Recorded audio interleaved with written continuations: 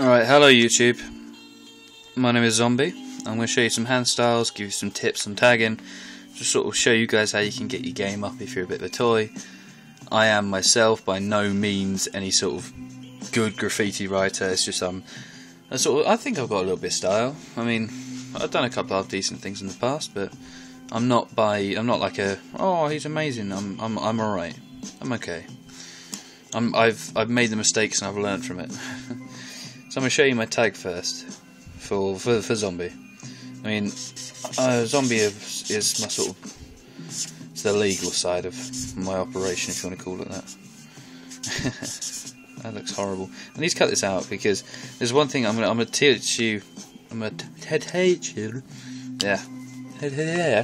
spastic. I'm going to teach you guys in a minute some little tips.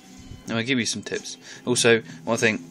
When you're buying markers, I'm going to get onto this a lot more later, don't buy the shitty £1 ones.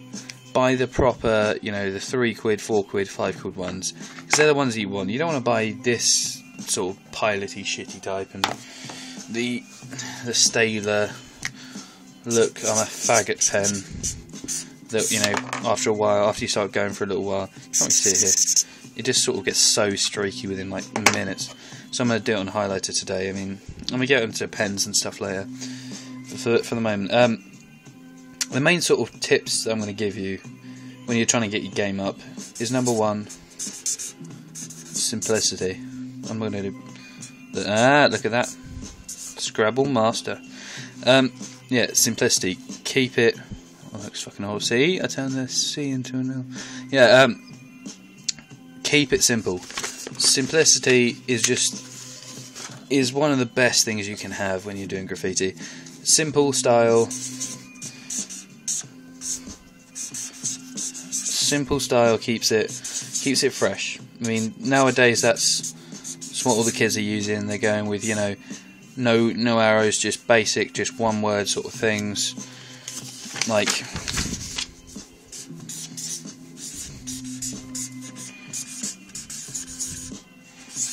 just literally just that, just plain, no other frilly stuff on it, just standard really, simple stuff is the best way if you're starting out to keep it.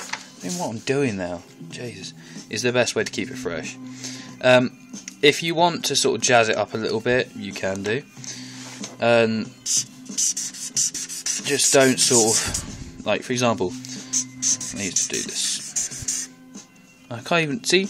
This is why you don't look into the camera when you're doing stuff, because you just look like a retard.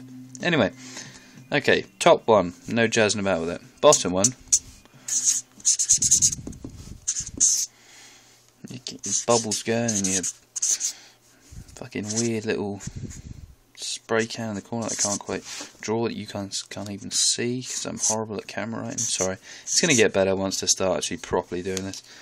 Because this is the first, hopefully, of many, and there's even a double side that I didn't know about. Anyway, yeah, what was I talking about? Crazy, just no brain at all today. Anyway, simple style, retarded style. You want to go with the simpleness. Once you start getting up some skills, you can start adding in, you can go for, you can add in some little optional extras, like the little sort of, just give it a bit of style here and there, Not too much though, because you don't want to sort of make it look sort of tacky and shitty as it goes. And I can't even put the lid on my fucking pen. Retard. Alright, so the other thing, well, one of the other things I'd say, I suppose there's probably three now that I think about it. Let me put on some music, because otherwise it sounds worryingly dull. Yeah, the other thing that I'm going to sort of suggest is that when you do your tag, you want to ensure you got a flow about it, okay?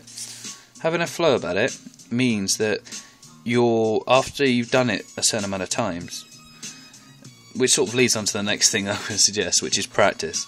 The more and more times you practice your tag, your muscle memory kicks in, and your muscles remember how to do it. You go, oh, I've got a pen, I've got a paper, I'm going to